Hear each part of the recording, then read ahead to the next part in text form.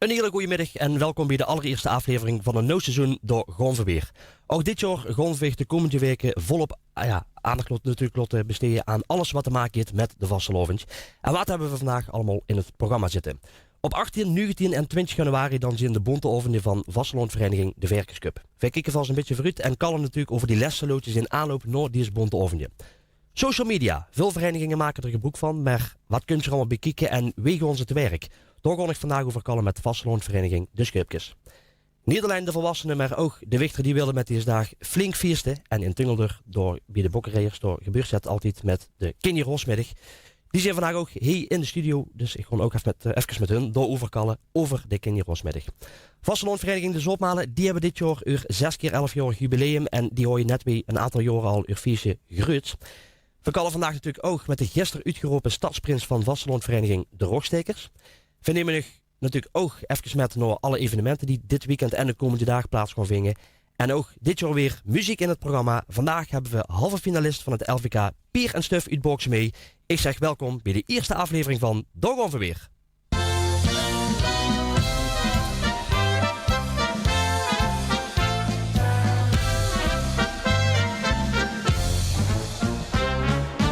Met de Vastelovend hinkt je humor in de log. De lach sussen en overal, de is al aan verknog. Hij geit, verkleed en duikt en breekt voor wem het huren wilt. De week bezijt met joeksig, hij zien honger was gestild. Tot zoveel laat gaat hij ook met op stap. En dan vertelt ons zijn allerbeste grap. Dat is de kracht van de lach. Hij zit bij iedereen van binnen, hoeft ze niet meer te leren kennen. De kriesen nooit meer uit de kop. Dat is de kracht van de lach. Altijd erbij met zijn verholen. De moet ik blij en luchtig stralen. Daar kan er ga niks tegenop.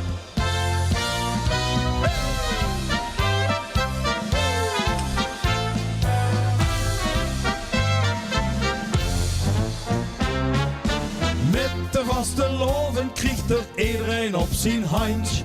Bij de buurt stijgt er in de ton met de optocht langs de kantje.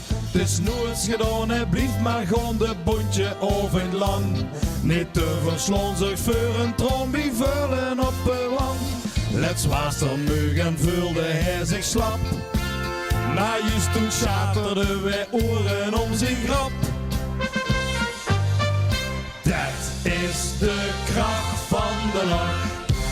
Daar zit bij iedereen van binnen, hoeft ze niet meer te leren kennen. De kriesen nooit meer uit de kop. Dat is de kracht van de lach. Altijd erbij met zijn verholen. De moet ik blij en luchtig stralen. Toch kan er ga niks tegenop. Een breie lach zien drugen mop of soms gaat zelfs spot. En het klinkt misschien wel gek, maar dukst en lacht door zichzelf kapot. Dat is de kracht van de lach. Daar zit bij iedereen van binnen, hoeft ze niet meer te leren kennen. De kriesen nooit meer uit de kop. Dat is de kracht van de lach. Altijd erbij met zijn verholen. De moet ik blij en luchtig stralen. Daar kan er ga niks tegenop. Daar kan toch ga niks tegenop. Hey, hey, hey.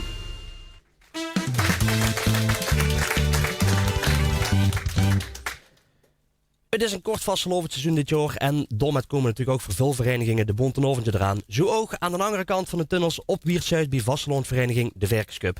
Bij mij in de studio, ja, mijn bonte ovend collega Ruud Mulle. Ruud, goedemiddag. Goedemiddag Rob. Ja, de mensen moeten zich nog een half uur gewoon vermaken met ons. Dat moet wel lukken. Dat er maar geen televisie kapot gaat. Als er maar geen televisie kapot gaat, dan hebben we het weer heel goed gedaan. Ja, ik zeg het al, komende week de Bonte Oventje. We gaan er eens even een klein beetje doorheen, want die laatste week is een belangrijke week. Dat klopt. De laatste week zit traditioneel in het thema van de laatste 2 repetities. Een generale repetitie. Vervolgens we gaan beginnen met de Bonteoventje op donderdag, vrijdag en natuurlijk de gala Bonteoventje op de zaterdag. Ja, Lotte, we even wat weer terugkomen. Want natuurlijk, ik weet er natuurlijk een hoop vanavond dat ik zelf ook met een metloop. Maar ja goed, we beginnen op het niet met zowat. Dat klopt. Allereerst werd zich geëvalueerd aan het eind van het jaar of uur. Dan zit je, moet je denken aan april. Maar in zo gauw als mei is beginnen eigenlijk te opstarten weer voor de nieuwe Bonteoventje. Vuurbereiden, wanneer zijn de data? Krijgen we er nou speulers bij, want die zijn natuurlijk altijd geweest. Teksten, hij en al stukjes. Dat gooi je natuurlijk in een app met de artiesten. En dan gaat die vakantie erop. Iedereen denkt nou over de stukjes die dat ze in zouden willen delen. Ja, of werkt je eventueel al iets uit. Juist. En dan na de vakantie, dan kan je weer bijeen. En dan liggen de stukken op de tafel. En dan ben je eigenlijk al een beetje van nou, zo gaat dat Bonteoventje goed komen te zien. Ja, in grote kaders werd je Bonteoventje gewoon dan uitgezatten. Ja. Tegen dat tijd kan je met een Bonteoventje bijeen. En dan wordt eigenlijk in grote lijnen de Bonteoventje al ineengezatten. En dan kan je weer bijeen met de artiesten en dan krijgen ze de teksten. Of in ieder geval, dan zijn de rollen verdeeld. En dan krijgen ze duren welke rolletjes dat ze mogen gaan spelen. Ja. Nou weer kermis, dan begint het hele verhaaltje eigenlijk. Hè. Dan ga je repeteren. Ja. Dat gebeurt dan wekelijks eigenlijk. Zo'n repetitie, voor mensen die er geen beeld bij hebben, gewoon misschien wel vaker kijken naar zo'n Bonteovent, maar om die een beetje een beeldje geven, wie die sfeer bij zo'n repetitie is. Ja, daar wordt een hoop schelen cijfer verkocht. Er wordt eigenlijk meer gelachen en gooi je hoort als dat er in de eerste week, vooral in het beginstadium, als dat er gerepeteerd wordt. Ja, waarom is dat? De mensen kregen de eerste keer de tekst onderogen. Die zijn die mupjes komen, dan wordt er al geschaterd van het lachen natuurlijk. En dat creëert zo'n fijne sfeer dat je eigenlijk door al die repetities her gewoon een gemoedelijke sfeer hebt, zodat er gelachen wordt, even serieus gerepeteerd. Hè? Maar lol en plezier staat natuurlijk boven alles. Ja. Ja, goed, ik kan inderdaad bevestigen. Het is gewoon een leuke groep. Een groep waar dat potentie in zit. Dat is natuurlijk ook heel belangrijk. Ook voor de komende jaren. Dit er juist al even over. En natuurlijk weet het zelf ook. We zoeken altijd mensen. Als je kijkt naar vorig jaar. Zijn er een aantal mensen gestopt. Het is de roep, maar niet alleen bij ons. Dat bij andere verenigingen ook. Is er wel nog artiesten. Kun je eens vertellen. Waarom dat mensen door aan mij moeten doen? Ja goed. Kijk, waar je dat is. Als je het leuk vindt om een keer een gek pakje aan te doen en te denken, ik wil zo'n rol wel eens een keer vertolken. Ja, dat is super gaaf. Als je kijkt naar André van Duin en dat soort coryfeeën, dat is machtig mooi wat die mannen doen. En als verder dan op amateurniveau zeg maar kunnen doen, dan is dat schoon. En nog belangrijker is, als je daar op die bühne staat en dat volk lacht, dan maak je allemaal niks meer uit. Dan is er een oventje geslaagd. En dan heb je voor het gevoel en voor de mensen een geweldige ovent neergezet. Ja, we zeggen ook dat je tegen elkaar geeft. Iemand een lach op dat gezicht en het is geslaagd. Ja, dat is het belangrijkste van alles, want dat doe je het eigenlijk voor. En ook natuurlijk onder elkaar is er gewoon heel veel lol op die bühne, wat ook heel erg belangrijk is. Die Bonteovent die komen er dus nou aan. De echte laatste loodjes. Maandag, dinsdag nog gewoon een repetitie. Woensdag in de generale, ook heel belangrijk. Ja. Dat zijn natuurlijk lang oventje. Dat zijn lang oventje inderdaad. Vroeg beginnen, laat klaar. Nog even fine-tunen. Tot dadelijk de donderdag. De eerste donderdag Bonteovent bij ons. Daar staat dit jaar in het teken van de mantelzorgers. We hebben als Verkenscup gemeenschap wat terug willen doen voor de gemeenschap. En wat is er schoener dan dat te kunnen doen voor mensen die het hele jaar voor anger klaar staan.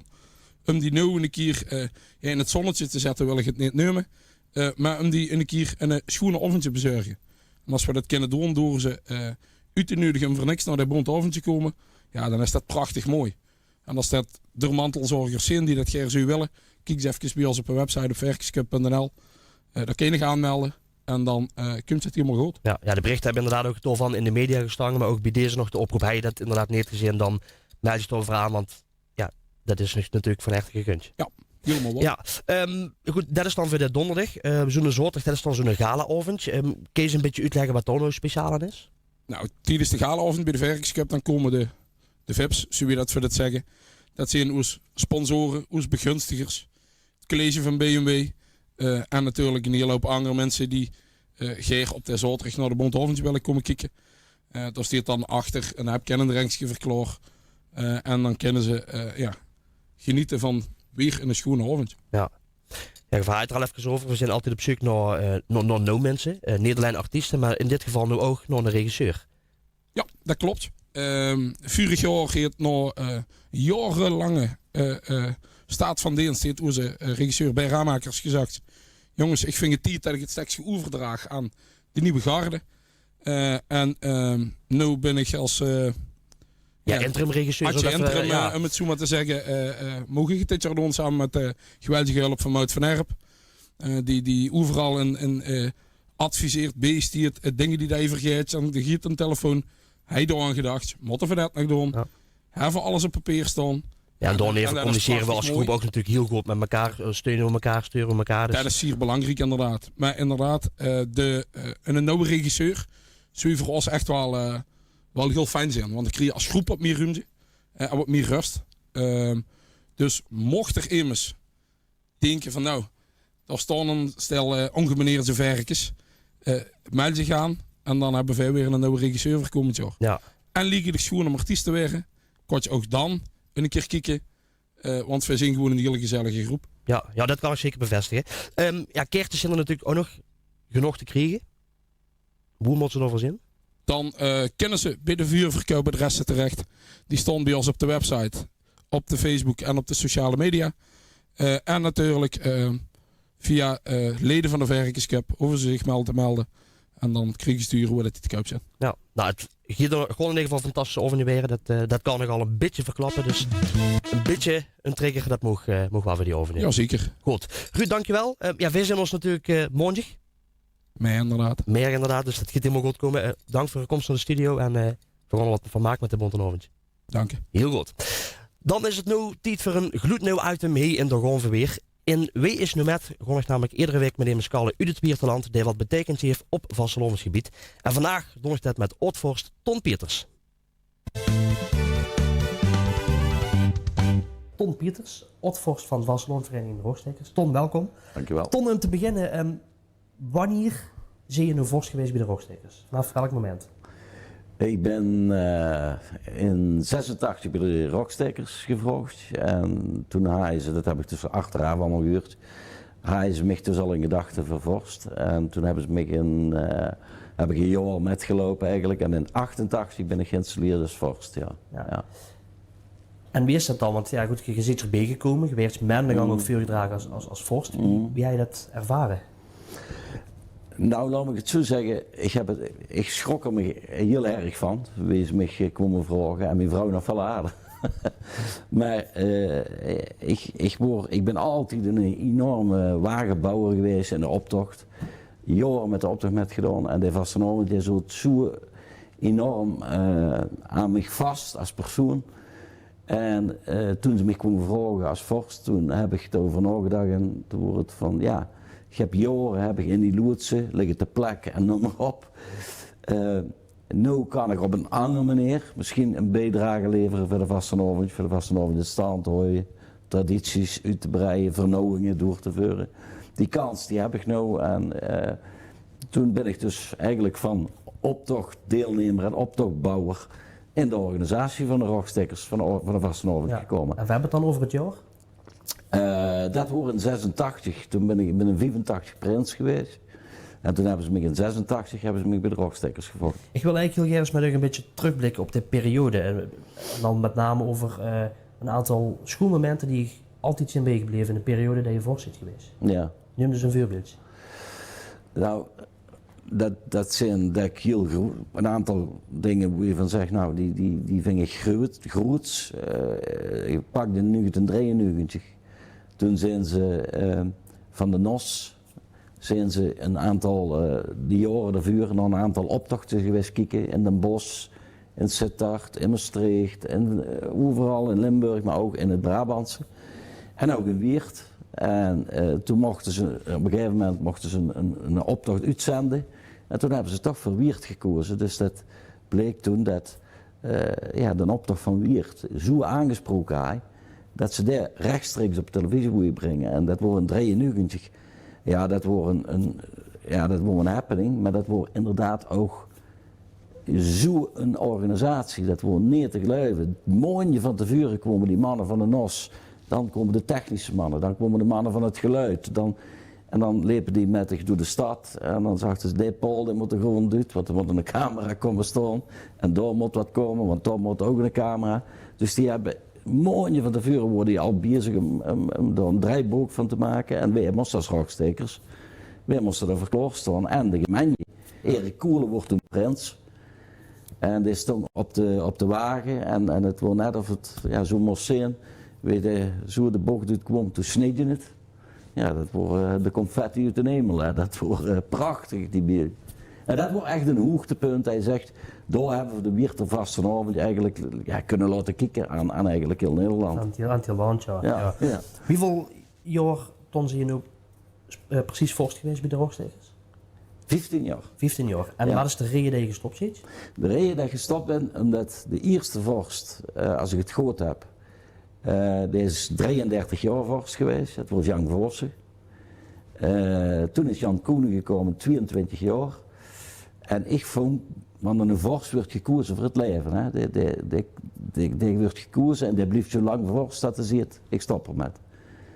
Die wordt wel eerst keer opnieuw gekozen, maar dat is eigenlijk een traditie. Ja. Dus, en ik vond 22 jaar, dat vond ik gewoon te veel. En 15 jaar, toen had ik het gevoel van, nou zou ik eigenlijk droomend het hele draaiboek van de hele vastenavond kunnen stellen. Ik weet precies uit mijn kop wie het zit. En toen vul je zichzelf ook aan, nu wil ik weg, nu wil ik echt dat iemand anders het over gaat nemen. En is er toen ook iets anders op het pad gekomen om te gaan doen binnen de vastelovend? Of? Ja, ik ben toen gevraagd als president van het SLV, van alle Limburgse vastelovenden. Dat heb ik na een half jaar gedaan, want laat ik zo zeggen, daar wordt ze me een beetje verkeerd ingelegd, want als ik dat doorhagen zat, had ik het nog 2 keer zo druk gehad als in Wiert. Ja. En dat wordt anders vuur gesteld als dat ik weg erachter kwam. Dat heb ik maar een half jaar gedaan. Ja. Mogen ik danken voor het titel? Ik vond het heel leuk. Goed, dankjewel. Dan gooi je vastelovend. Ja. Wil je nog eerder het hele gesprek zien wat ik met Ton Pieters heb gehad? Kijk dan straks even na deze uitzending op onze Facebookpagina van de Gonverweer. Social media, ik zag het al, op de dag van vandaag maken we er met heel veel mensen gebruik van. Zo ook een hele hoop vastelovendverenigingen uit het Wierterland. Maar wem zit er nou achter de social media? Wie ziet het takenpakket eruit? En wat kunt je allemaal bekijken? Ik kon er eens even over kallen met vastelovendvereniging De Schippers. En precies te zien met Petra Willems en met Marga Brils. Goedemiddag dames. Welkom in de studio. Social media, een onmisbaar iets tegenwoordig. Dat is zeker een onmisbaar iets. Je moet ook veel tijd in zetten. En ik doe het jeugdsecretariaat, het groentesecretariaat. En ik maak alle stukjes die verschijnen. En ik stuur er een aantal door naar Marga. En dat zorgt dan dat ze verder gepubliceerd werden. Ja, en dan in de zin van op andere mediakanalen. Ja, ik stuur het door naar echt de media. Dus naar Weer de Gekste, de bladen. Ja. En Marga zorgt voor ons eigen. Ja, en jullie, en Mala, en van alles. Ja, iedereen. Oké, heel belangrijk natuurlijk. Maar controleer je dan ook samen een beetje wat je geschreven hebt? Jij zegt met van, goh, misschien wordt dit anders of ligt het alleen bij dich? Of dus ligt er weer een controle op het oog? Nee, alle stukjes krijg ik aangeleverd. Ik praat zelf geen dialect, dus het is heel fijn als ik alles in het blad krijg. Ja. En dan zorg ik dat het op de site gezet wordt en op Facebook. Ja. En dan check je nog wel even eroverheen, mocht er iets tussen zitten wat taaltechnisch niet klopt. Ja. En kreeg zich door dan dingetjes voor aangedragen? Of... Ja, ik zit zelf in de jeugdbegeleiding, dus dat is al ideaal. Hè? Dus je hebt alle inside informatie die heb ik. Van de landdiercommissie, daar kreeg ik alles van aangeleverd. Mm-hmm. En Wieter, het jeugdboerenbal, gisteravond bijvoorbeeld, heb ik ook de stukjes voor geschreven. Omdat ik dus al in de jeugdbegeleiding zit, is dat heel kort. Hè? Ja.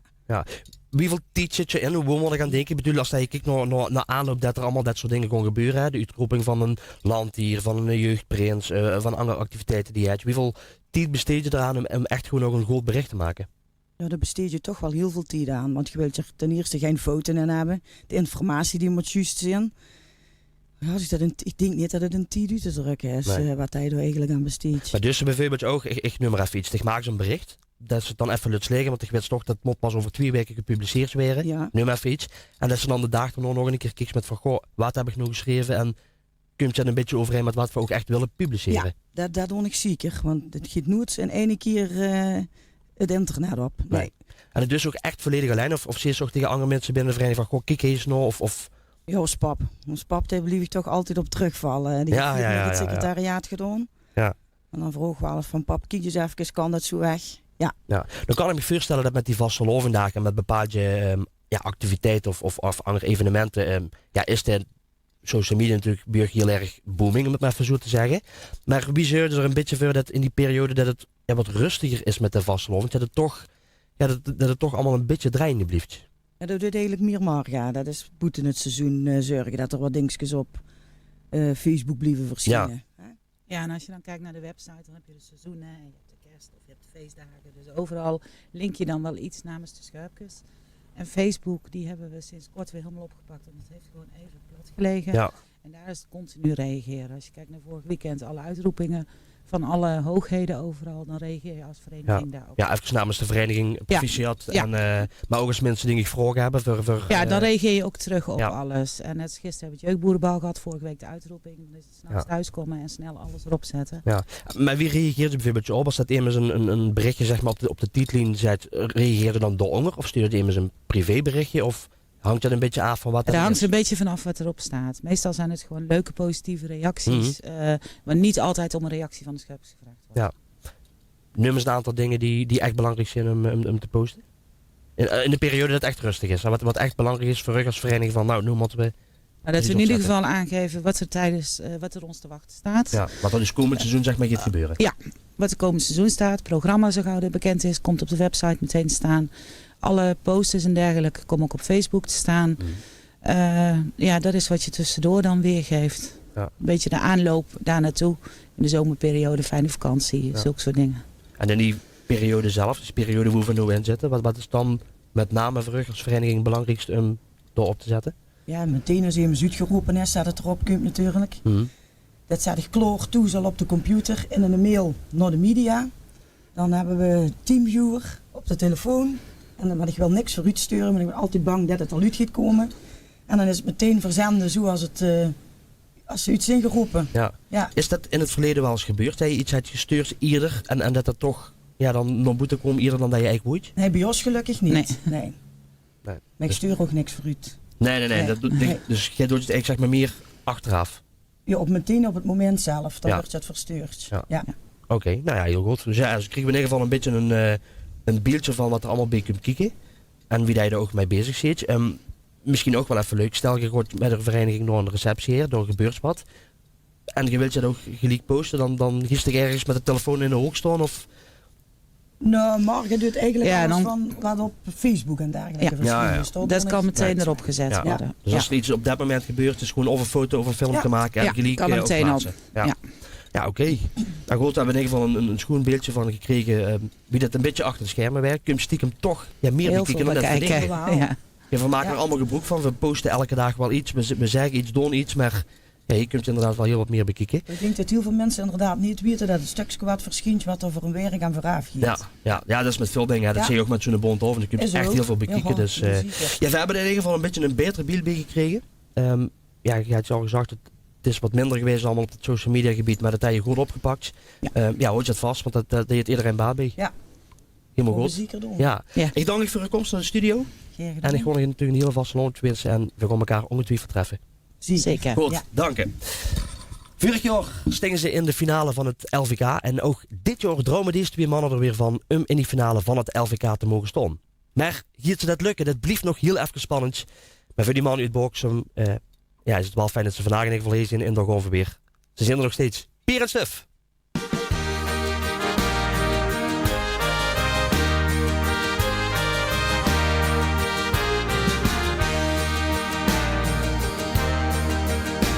Dit werd weer een goed vaste lovensjaar, de prug en de hoed. die liggen al klaar. De masker, de schmink, de sjaal zeker ook. De spiegel, de blink, hij lust voor het oog. Het gezicht van Vasseloven, dat spreekt weer volop. Het gezicht van Vasseloven zit al op zijn kop. Het gezicht van Vasseloven, dat straalt nu voluit. Zie het hier ook dik op die snoet. Du brengt mij gans van mijn stuk, met die een lach van geluk. Het duidt gaat met mij, zo Vasselovens gezicht.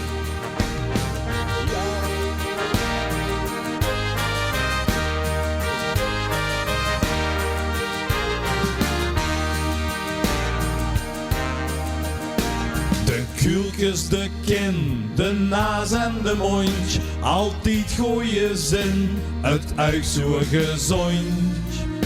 Vol temperament, ze speelt nooit schoon weer, vertrouwd en bekend, zo zien we haar geer. Het gezicht van Vasseloven, dat spreekt weer volop. Het gezicht van Vasseloven zit al op zijn kop.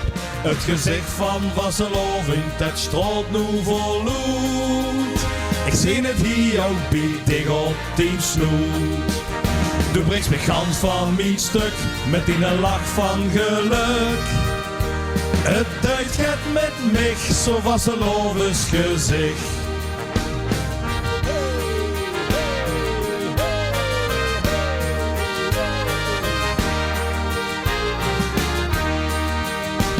De laatste alaaf, de wasbak vol knooi, de schmink is eraf, weer strak in de plooi.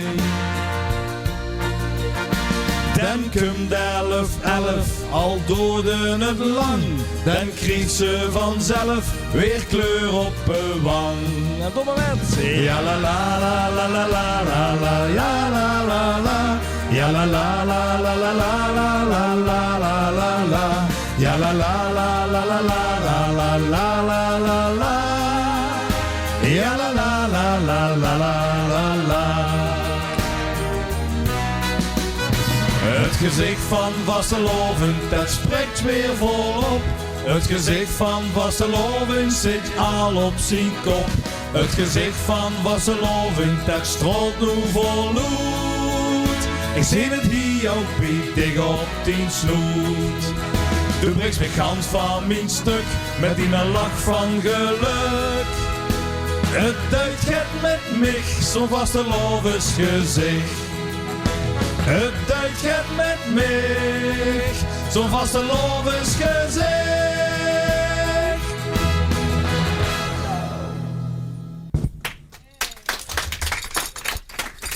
Ik kom even luisteren naar Jensson. Peer en Stuf, welkom mee bij ons en weer in de studio. Laten we even eerst beginnen. Ja, wie is begonnen? Wie is begonnen? Weer even de idee gehad van, nou, laten we eens wat gaan doen. Pier is mee begonnen. Dat was eigenlijk als grapje bedoeld, eigen idee. Ja, het was het. Wij gewoon al jarenlang zelf ook kijken in het LVK. En het was een grote voorstelling. Ik zat dat het 2013 was, 14 misschien, ik weet niet. En toen waren we een kijken en zeiden we, wat zou het chic zijn als Boksem ook niet een keer vertegenwoordigd zou zijn op het LVK-podium. En daar waren we het allebei over eens. En toen zei ik van, nou, dan gaan wij proberen om dat volgend jaar te doen. En Stuf lachte, dat gaat weg. En hij dacht van, doe deze maar. Maar ja, ik heb hem eraan gooien. Ja, en op een of andere manier ook wel een beetje blijven plekken. Want er staat er een beetje als grap, leuk idee ontstiert, dan is het nog bij de vraag gewoon, wil je er ook echt met verder gaan? Ja, het eerste jaar mogen wij het nummer Gek van de Vastelovend. Daarmee mochten we al meteen in de halve finale van dat LVK staan. Ja, en dat smaakte dus eigenlijk alleen maar naar meer. En ja, ieder jaar hebben we in die halve finale gestaan tot nu toe, ook dit jaar. En zelfs al 2 keer in de finale. Ja, waaronder vorig jaar. Vorig jaar en het jaar ervoor, ja. Ja. Maar nou, ja, weet je natuurlijk ook een beetje wie dat verhaaltje in zijn werk heeft. Dat zeker, maar het blijft even goed moeilijk. En dus altijd een heel sterk deelnemersveld. En ja, wij zitten tegenwoordig in Midden-Limburg. En Midden-Limburg is eigenlijk een heel groot stukje Limburg. En ja, daar zitten zoveel toppers. Dus dat is gewoon knokken voor die plek. En ieder jaar is het weer de vraag, lukt het of lukt het niet. 2 jaar hebben we het mogen metmaken. Dus wij gaan nu voor de hat-trick op het LVK. Ja, maar dan zie je denk ik ook tevreden als je die finale haalt. Ja, uiteraard. Ik bedoel, wij vinden het leuk om zelf vastelovensliedjes te maken. Wij zijn ook echt een vastelovensgekken allebei. En dan is een van die leuke dingen die erbij komen, dat is zo'n LVK. Ik bedoel, we maken leuke liedjes en vinden wij tenminste aan. Daarmee mogen we hier en daar eens optreden. En een van die leuke pluspunten erbij, dat is zo'n LVK, zo'n wedstrijd. En dat gaat ons tot nu toe nog heel goed af. En we hopen ook dit jaar weer in die finale te mogen staan. Ja. We zijn nu een beetje veel aan het bereiden op die drukke dagen, want die komen er natuurlijk aan. Je hebt natuurlijk al wat dingetjes gehad, maar het wordt natuurlijk alleen maar drukker. Ja, dat is vooral door naartoe leven. Hè. Zo we altijd naar de vastelovend toe leven. En als ze er maar zin in hebben, dan komt het ook vanzelf goed. Het kost ook veel tijd, maar dat hebben we er ook allebei geer voor over. Ja, verder zorg ik dat ze niet gevat wordt door een verkoudheid of zo. Want dat is natuurlijk heel vervelend. En daar kunnen ze ook niks aan doen, maar dat is hopen. En wij zijn er niet echt aan het voorbereiden. We leven er gewoon naartoe, we kijken er naar uit en we hebben er ontzettend veel zin in. Ja, je gaat nu natuurlijk een ronde ook gehad in de halve finale van het LVK. Nu is het natuurlijk niet afwachten, gooi je het halen. Maar wat hij er zelf voor een gevoel bij? Ja, dat vind ik altijd een lastige vraag. Ja, dat blijft een moeilijke vraag, maar ja, goed, het blijft natuurlijk ook journalistiek. De eerste halve finale was natuurlijk voorzien van, wat wij zeggen, redelijk veel toppers, om het zo maar te zeggen. Daar steeds tussen, dat is natuurlijk al een hele leuke avond op zich. Maar het is gewoon inderdaad ons eigen liedje. Hij kwam er goed uit, we hebben goede reacties gehad, dus ja, we mogen meedoen hoop ik. En we zien ze 21 januari heel graag komen. Ja, goed, je hebt ook een leuk nummertje gemaakt inderdaad dit jaar voor, hopelijk die finale. En ik zou zeggen, doe je mee. Dus is er nu toch? Ik wil hem doen. Heel goed. Het geluk van Limburg.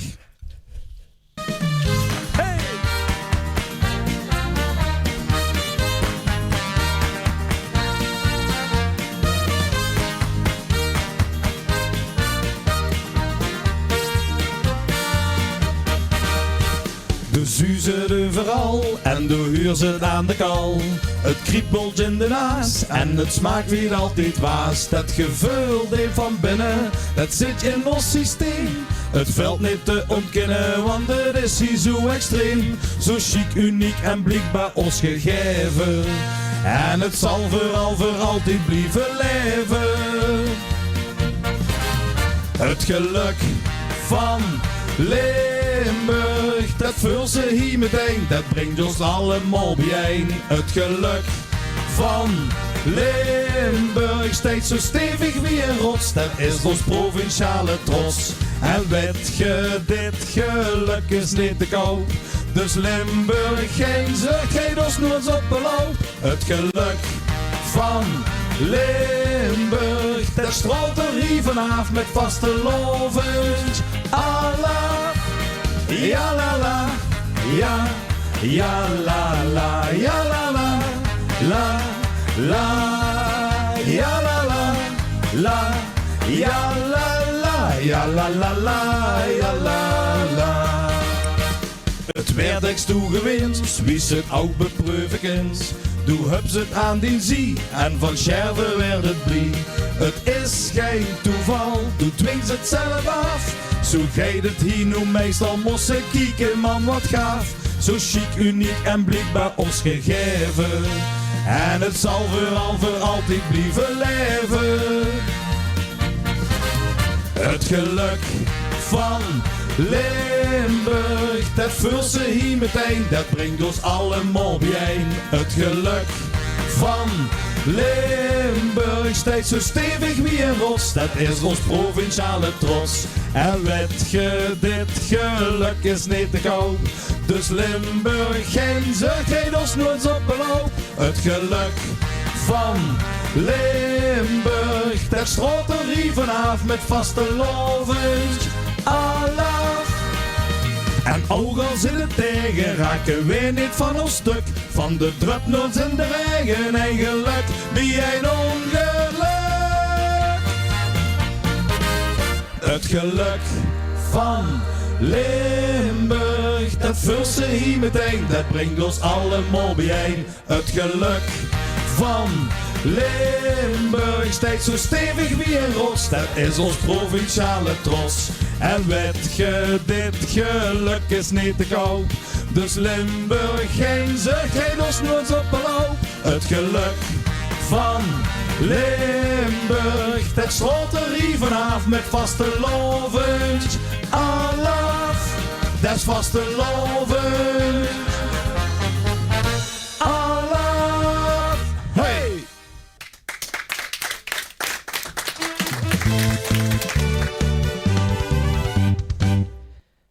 Gisteravond in een bomvol Munttheater is Noordergala-bontenavond de nieuwe stadsprins van Vasseloonvereniging de Rogstekers uitgeroepen. En na een lange en waarschijnlijk denk ik ook korte nachtvel is onze stadsprins in ieder geval hier bij de Gonverweer. Ja, het was een, zoals wij dat zeggen bij Moerenpatagie, een waardeloze nacht met betrekking tot het slopen. Joh. Weinig geslopen, waardeloos. Ja, maar dat zijn meestal wel ook toch wel de leukste momenten dan ook. Ja, dat is, ik zag het gisteravond al tegen een paar mensen in de foyer die me feliciteerden. Die vroegen van, wat vul je dan? Ik zeg, ik vul in de vuil van mijn kop tot aan mijn tienen. Dus dat is het chicste gevoel wat ik eens heb. Laten we eens even terugkomen, Phil, nou echt heel wat weken terug. Want ja, er kun je een moment dan weer eens gevraagd. Wie is dan een beetje gegangen? Dat kan ik je vertellen. Ik werd gebeld door Mark Bouwmans.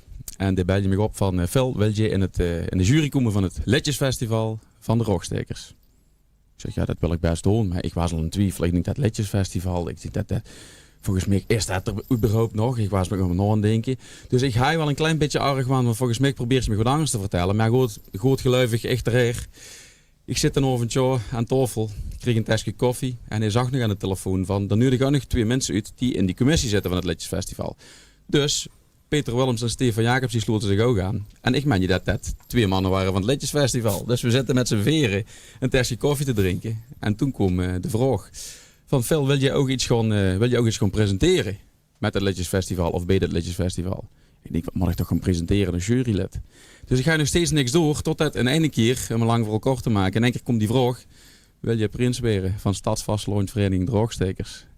En toen voelde ik me net wie Badr Hari in de boksring, dat kan ik je vertellen. Ik ging alle kanten en ik hield me ook een half minuut stil. Ja. Ik laaide van oer tot oer. Dan ga je hoe zeg? Dan vertel je dat toes? Nee. dat is heel anders gegaan. Dat is, nou ja, ik ben zo benieuwd. Dat is een geweldige vraag. Het lijkt wel of je goed, je roeswerk goed gedaan. Ja. Ik ging naar huis zeg. Althans, Nicole die zo op dat moment in Nieuwweert, want het was in oktober en het was nog een redelijk goeie avond. Het was lekker warm nog. Schoonmoeder zat met haar vriend op het terras en Nicole die had zich op je aangesloten. Dus ik zit in de auto en ik hoopte al dat ze thuis was, maar ik belde je op en daar zat ze nog op het terras. Ik denk, ach de god, ik wil dat gewoon vertellen. Kom op, maak jij thuis, kotje. Dus ik maar aangesloten op dat terras en dronken er nog een en ze dronken er nog een. En op een gegeven moment zit ze van, ik pak de auto, ik reed naar huis, reed jij ook met naar huis. Dus ik met in de gang, ik denk, dan moet ik eerder thuis in. Champagne uit de koelkast gepakt, 2 glaasjes neergezet, ik heb mijn devies al opgeschreven, op een kop, op het tafel neergelegd. Dan ging de bel. Ik denk, hield hij nog aan de sleutel bezig of wat dit ze me nodig weer? Nu hebben we weer zo'n geetje in de vuur zitten voor te kijken. Hè. Ik stongen er 2 vrienden van ons, komen die op bezoek. Die bleven nog tot 11:30 zitten. Ja, toen kan ik melden, toen had ik wel even het tweede op de kop staan. Ja. Dus ik kon het pas om 11:30 ten avond, kon ik het pas vertellen. En toen zag ik, lieve schat, ik zeg, draai het bleedje zo wat op de tafel ligt. En toen zit Nicole tegen mij, dat is niet waar. Hè. Ik zeg, ja, dat is wel waar. En toen was je knuffelen. Maar dat kon ik niet allemaal vertellen. Dat snap je wel. Maar Nicole, heb je dan niet gehad dat ze op weg naar huis wordt, dat ze zoiets had van ja, waarom of ja, je er een beetje mee wat zeggen of... Ja, we wisten het waait er veel aan van een keer over gehad van goh, wat ga je er eigenlijk doen en zo. Ja, en ik was zeg maar als man een beetje aan het zaniken en zo je dat met moeder schiet, dan duurt het avond wat langer. En ja, niks meer in de gaten. Nooit geen last van. Misschien vrolijk jongeling dat net, maar nee ja, ik dacht ja, vond het wel gezellig even op het terras. Het was nog warm in oktober, dat zie je nou niet zo direct. Dus wat dat betreft, dacht ik, dan drinken we er nog maar een. En ja, dat heb je gaten, ja, maar dat duurde en ik zoek maar even te koelen. Ja, goed, zo'n prinsenschap, dat is voor veel Wiert, jongens, maar ook natuurlijk Drumera, Nieuwweert, Rooi. Het is natuurlijk een grote winst. En is dat terug ook zo'n winst geweest, Phil? Ja, absoluut. Ik moet daar heel eerlijk bij zeggen dat heb ik gisteren in mijn speech ook naar vuur gebracht. Ik was een jaar of 12, toen vroegen ze me voor de jeugdraad van 11 en in eerste instantie zag ik nee. En dan moet je dat nou zien. Stond ik hier als stadsprins en ik zag vroeger nee tegen zo'n jeugdraad. Mijn zus zei, doe je het nou jong, want dat werd je schoonste tijd van haar leven. En vanaf dat moment hield eigenlijk mij daar vast geloven dat ik nooit meer losgelaten. Ik heb dan mijn vrienden leren kennen, hoe ik nog steeds met omgaan. Een aantal van die jongens, die waren ook adjudant, maar daar kan ik niet te veel over vertellen nog. Ja. Maar dat is gewoon, dat is het vastelovensgevoel op. Dat heb ik gelukkig, dat hebben de mensen in de studio aanwezig. Ja. En dat is dat hecht wat hij moet hebben. Ja, maar dat is gewoon ziek. Ik bedoel, mensen die daar inderdaad zo verleven, die hebben die winst en voor de ene komt het uit en voor de andere komt het niet natuurlijk. Maar precies. Ja, ik kan me wat wel heel goed voorstellen dat dat zo'n grote winst is. Ja goed, ik ken het natuurlijk heel erg goed. Ik weet ook een beetje wat voor een vastelovensganger dat je ziet. Maar voor die mensen die dat niet weten, kun je even een kort beetje Kort stukje. Veel aspers in de vaste lovend. Ja, dat is natuurlijk Moerenpetasie, waar ik heel gerust ben. Dat is een stukje optochtloper. Zo hier in Wiert en op Bos doen we dat. Met VV Half Af. Dat is een groepje van 3 man. Ik ben natuurlijk discjockey op in verschillende zalen, zoals hier in de VJ bij de Rogstekers, maar ook bij andere verenigingen. Dus ja, ik ben in de vaste lovend gek en her en neer eigenlijk. Ja. Ja, goed. Veel mensen kennen ook van Moerenpetasie. Dat gaat natuurlijk nog een beetje allemaal een andere jurk weer vrucht dan nog. Je hebt nogmaals roeswerk goed gedaan en dan maak je het me weer weer mee. Want ik moet dus inderdaad tegen de jongens zeggen van dat werd toch een ander seizoen. Dus dat moeten we nog even gaan passen en meten. Gelukkig, en ik heb 2 geweldige prinsenbegeleiders die helpen mij daar, of helpen ons daar, zo moet ik zeggen, uitstekend bij. We hebben de agenda zo een beetje even elkaar gelegd van goed, wat kunnen we wel, wat kunnen we absoluut niet. Dus er gewoon wat optredens voor mij komen te vervallen, helaas. Maar ik zeg wel helaas, maar zo is het eigenlijk niet, want ik mocht geen staan. Dus dit is eigenlijk nog zieker dan... natuurlijk. Ja, dat is natuurlijk allebei goed heel erg ziek om te doen. Dat is geweldig, maar goed, laten we eerlijk zijn. Dit is een jongensdroom en... ja, ik stond hier nog steeds met mijn veren op mijn kop, maar ik kan het af en toe nog steeds niet geloven dat Kijk, door Gonverweer is natuurlijk ook een beetje een programma van deals. En misschien kunnen we wel een deal maken. Nu stoor je je sprints volgend jaar dan met Moerenpetasie? Ja, dat is een goede deal. Dat is bij deze afgesproken. Ja? Oké, nou dat hebben we dus ook vastgelegd. Ja, dus kennen die jongens er niet meer dan, hè? Dat zal tegen me geboekt zijn weer. Maar dat is natuurlijk uurpakje dan verder. Ja goed, gisteren uitgeroepen. Het kort seizoen, druk seizoen. Je moet nog heel veel dingen her. Neem eens even wat je vandaag op de planning hebt staan. Ja, vandaag komt natuurlijk de jeugdprins van de Rogstekers, die komt eruit. Dus daar gaan we dadelijk ook nog hier. We hebben al een interview gehad met de Gezet. We gaan vandaag ook nog naar de Beesterbolle hier. Ja, die hebben we receptie, ja. En uiteraard hebben we vanavond nog de Bontenavond. Dus vanaf nu is het gekkoes. Het is gekkoes. Ja. In de sneltrein is het geworden. Ja, jij zag aan het begin van het gesprek van, goh, ik ga mijn devies al opgeschreven. En dat omgekeerd zo fijn op een bleedje voor Nicole. Mm-hmm. Maar daar moest je daar... Wist je het al heel lang of hij daar echt gewoon... Ja, het rare is, ik stapte in een auto. Wie dat ik gevraagd in de avond. Het was meer dit. Ja, en ik was leuke nog niet uit en toen had ik hem al. Dat is heel raar. Ik kom binnen en daar ben ik ook bij gebleven bij dat devies. Dus dat is... het iets om wat te zien. Ja, ben ik toch even ook wel benieuwd, Nico. Want ik heb ze ook een beetje zo'n toon geleefd dat dit gaat gebeuren. En hoe moet je het eindelijk dan ook vertellen tegen iedereen van... we zien het. En ja, wie bent er dan mee omgegangen? Ik kan van de prins kan ik wel voorstellen van, wil je het ook gaan vertellen, maar ik ben ook benieuwd naar de andere kant. Wie dat sticht het dan stilkens hoor je? Ja, ik moet zeggen dat het voor mij wel iets moeilijker was. Ik stond dan bij die van Bielen en de kroeg en die hebben het mij vooral af en toe was moeilijk gemaakt. Ze was een keer wat rustiger bij de tram.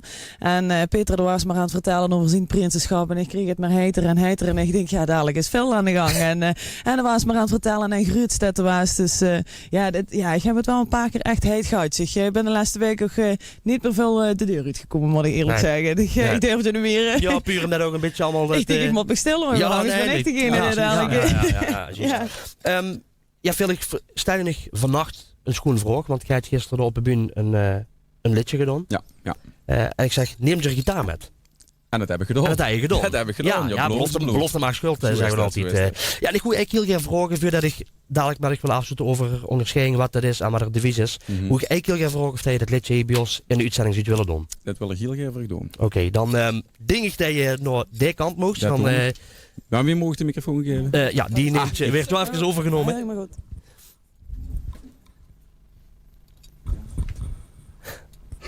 En dan gaan we richting de gitaar het Phantom, net zoals gisteren. Dat was ook heel leuk. De deur zijn even dat er geluid was gisteren. Ja, het is allemaal live, dat hebben we natuurlijk ook. Maar Felix zou zeggen, laat gewoon.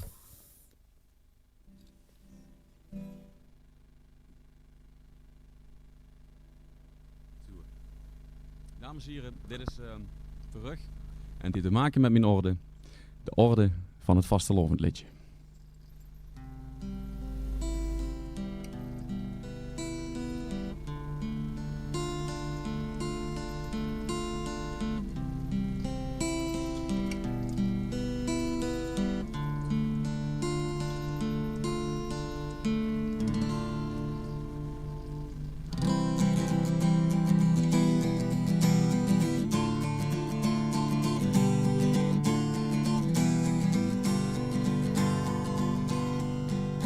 Je had je er lang naar uitgekeken. De mensen, de sfeer, de muziek. Hun fiche hem nooit te vergeten. Wat woord is 3 dagen toch chic. We hebben gedanst en gelachen. En we keken echt niet naar de tijd. De café en er nog een drinken. Van deze dag kreeg ik geen spiet.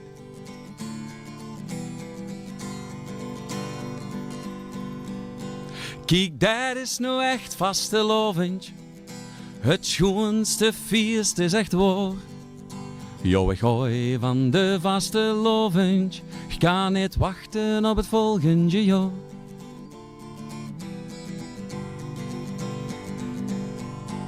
Gij denkt nog eens dat ik terug aan vroeger. Pap en mam zachten kom op vegon. De optocht het trekt door de straten. En je moest op het tienen gaan staan. Wat schmink op de naas en verkleien. Als clown, soldaat of agent. Je huurt je de roeiers nog zeggen. Geniet van ieder moment op moment op moment. Kijk, dat is nou echt vastelovend. Het schoonste feest is echt waar. Jo, ik hou van de vastelovend. Ik kan niet wachten op het volgende jaar.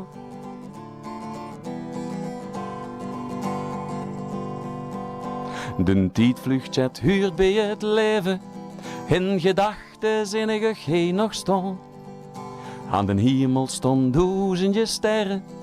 En een lachend gezicht van de maan. Ik kijk dan zo gerust naar boven. Vul mij sterk en kreeg goeie moed. Een knipoog of dat wil zeggen. Met deze dag komt alles weer goed. Hier zo goed, hier zo goed. Kijk, dat is nou echt vastelovend. Het schoonste feest is echt waar. Jo, ik hou van de vastelovend. Ik kan niet wachten op het volgende jaar.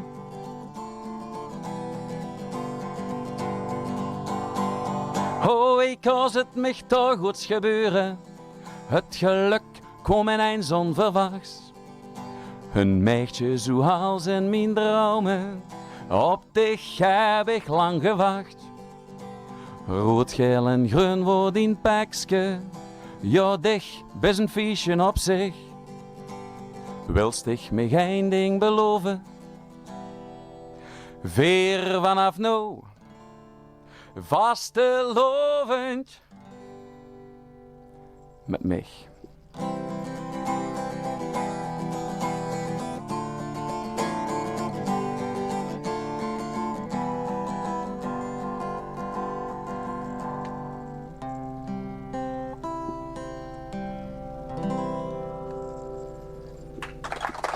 Dank je. Ja, dankjewel Phil. Echt super ziek dat je dat hier in de uitzending komt doen. Doet je gitaar nog even snel aan, kort nog even gauw bij.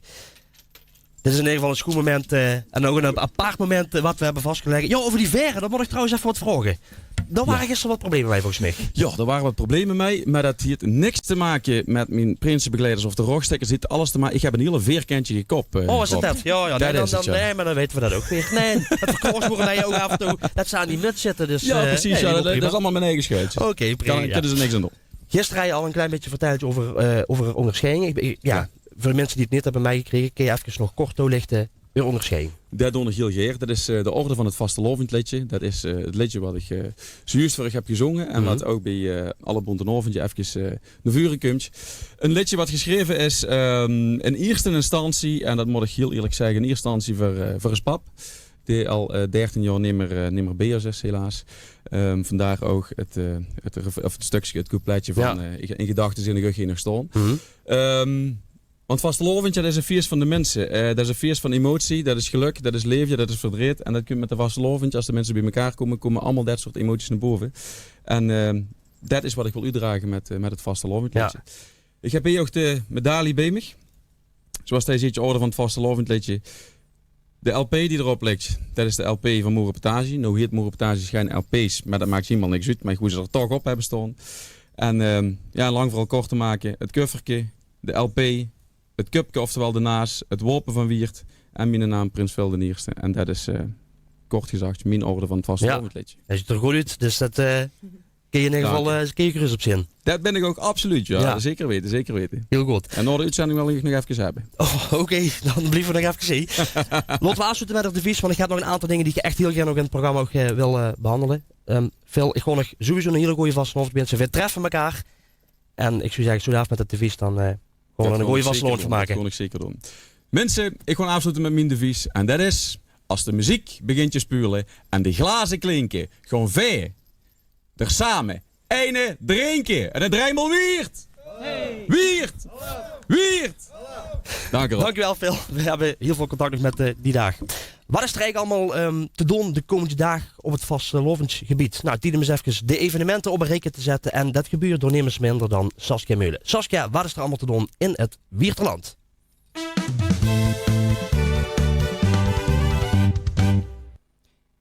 Goedemiddag allemaal. Heb je nou wel zin in de vastelovend? Dan kun je vanmiddag al terecht bij Café de Hermenee. In samenwerking met Kapel Grootgemoot is door de nieuwe editie van het Daakteraaf 2.0 terug naar de Wierterhoed. De deur is open vanaf 3:30 en het begint om 4:00. Tot ongeveer 8:00 zijn er optredens van onder andere Grootgemoot, de Harry Schuppers, Moerenpetazie en de Broodbroeders. Overal zijn er ook weer bonte oventje gooien. In Nieuwiert bij de pinmakers zijn de bonte oventje ook weer begonnen. Er zijn weer 5 oventvoorstellingen op 19 en 20 januari en ook op 25, 26 en 27 januari. Er is ook één middagvoorstelling op zondag 21 januari. Allemaal in de Pinhof. De aanvang is om 7:45 en 's middags om 11:01. Kaarten kosten €11 en voor verkooppunten kun je kijken op de site van de pinmakers. Vanmiddag is de prinsenreceptie van Kstielheer Danny en kroonpaar Pim en Alicia van de Beesterbollen. Dat is bij Cafézaal de Hoek en het begint om 2:00. Op Luke bij de Zwieloeren is vanmiddag de uitroping van de jeugdprins en de jeugdprinses. Ook de installatie van de jeugdrood van 11. Je kunt je bij zijn in zaal Jonas op Luke en het begint om 2:00. Dan, bij carnavalsvereniging De Heiknuiters organiseren ze voor de jeugd onder de 16 jaar weer een vastelovend surprise party. Die is op 19 januari vanaf 7:00 bij de Pool in Altweerthei. De Bokkenreis van Tungeler organiseren voor de jeugd op zaterdag 20 januari een kindjerosmiddag in accommodatie Kimpenveld. Je kunt je terecht vanaf 2:30 tot 5:00. En zo dadelijk huur je een Mierhoever in de uitzending. Heb je ook nog iets voor in onze agenda? Dan mocht je dat mailen naar dgvw@wiertfm.nl.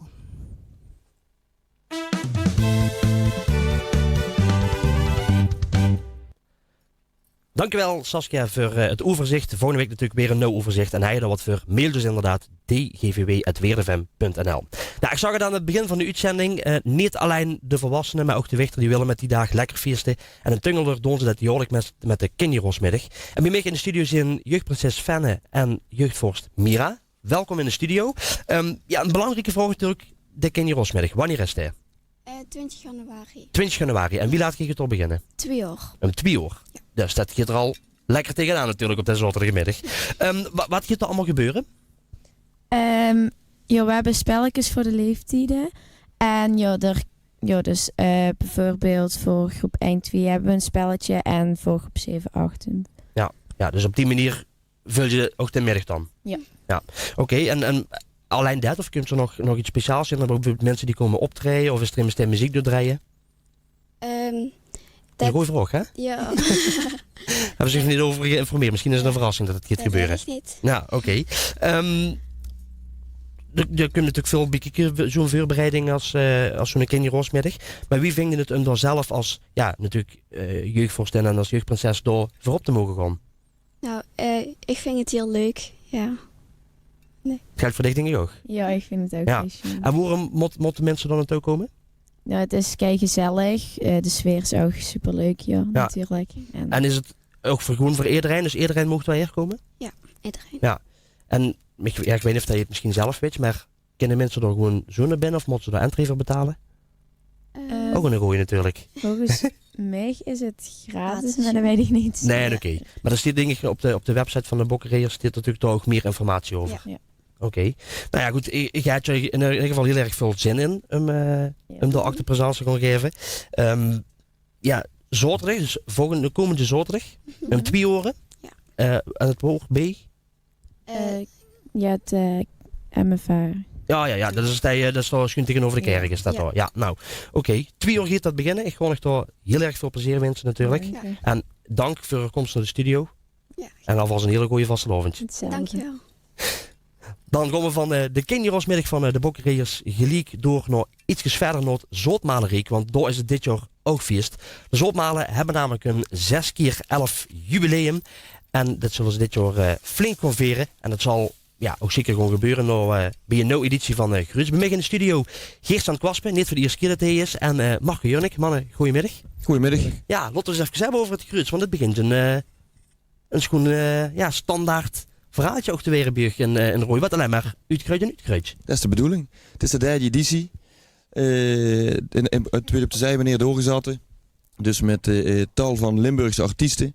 We mogen ons gelukkig prijzen met het feit dat we alweer allemaal halve finalisten van het LVK hebben. Dat werd ze van tevoren natuurlijk nooit. Maar het is weer gelukt. Pier en Stuf die zijn speciaal daarvoor vandaag hierher gekomen. Want die gaan bij ons programma openen.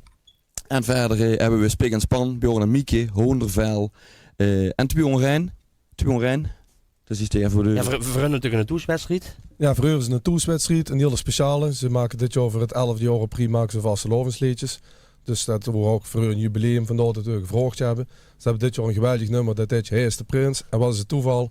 Een van die 2 mannen, Guido, is prins geworden bij de Zootmalen Rooi. Dus op zijn eigen feestje groots gaat er nog fijn een liedje zingen. Ja, ik heb die een beetje ook een hint om met afgegeven natuurlijk. Met dat nummer. Dat kan ze zo wel zeggen, maar hij schreef liedjes. Ik heb de naam veel uren vallen wie dat nummer namelijk uitkwam. Dus. Zijn kameraad Robert Koenen schreef zijn liedjes en die heeft het geschreven. Ja. En die wist niet dat Guido Prins ging weer. Nee. Of wel natuurlijk dan, hè? Dat zou kennen, maar daar weet je het verder niet van. Ja. Hij je op dit evenement alleen maar artiesten stonden of hij je nog op een andere manier een invulling van het evenement?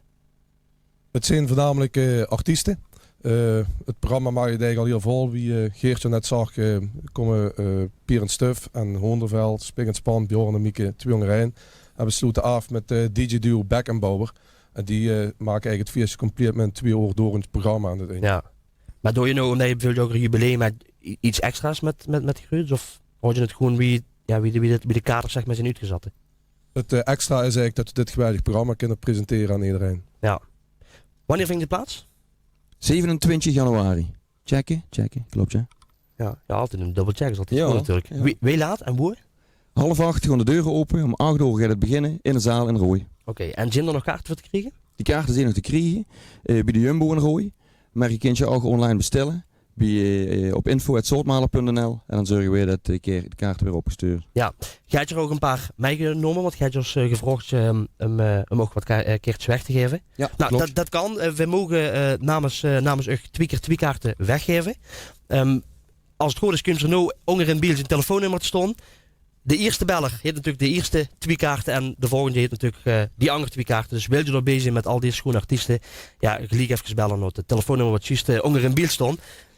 Pier en Stuf zijn al gelijk aan bellen. Je zit er toch al? Ja. Het blijven natuurlijk artiesten, hè. Dat hoor je in ieder geval. Ja goed, 27 januari, het gaat ongetwijfeld een groot feest weer met deze artiesten, dat moet wel. En ik gewoon toch heel veel plezier wensen. Dankjewel, gaat goed komen. Ja, dankjewel. Goed. Tot zover deze aflevering van Door Gonverweer. Wil je de uitzending nog eens terugkijken? Dat kan, want we herhalen deze uitzending op zondagavond om 8 uur en op maandagavond ook om 8 uur. Volgende week in het programma, dan hebben we de prins van de Heikneuterzee. Dan kijken we achter de schermen bij het bestuur van vastelandvereniging De Vlikkenstekers. We gaan het hebben over de Wichterviersmiddag van de Rockstekers. We kallen met een vrijwilliger die actief is bij vastelandvereniging De Pinmakers. We hebben aandacht natuurlijk voor feest in de Verkenstal en de baggermiddag van vastelandvereniging De Verkenscup. En er is ook weer live muziek en dat komt van Bjorn van Berkel en ook die is halve finalist bij het LVK. Hij nog nieuws of activiteiten die je Geert ter aandacht wil brengen in Door Gonverweer? Laat je dat dan weten en stuur dus een mail dgvw@weerdefm.nl. Ook kun je ons volgen natuurlijk via Facebook, facebook.com/doorgonverweer. Voor vandaag bedankt voor het kijken en heel graag tot volgende week bij Door Gonverweer. En natuurlijk gewoon de muzikaal uit met de mannen uit Boksem, Pier en Stuf.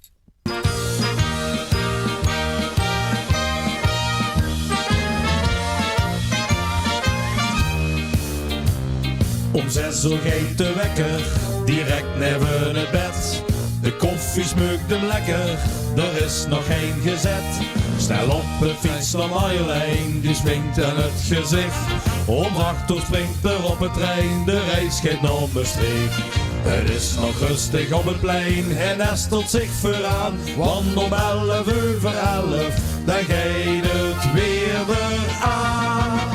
Het zijn een echte vaste lovensgek. Als er geloos is, dan is hij van de partie.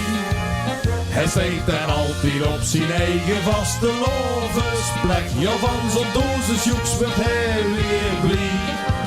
Als er gezongen wordt, gesprongen wordt, sussen met de lach.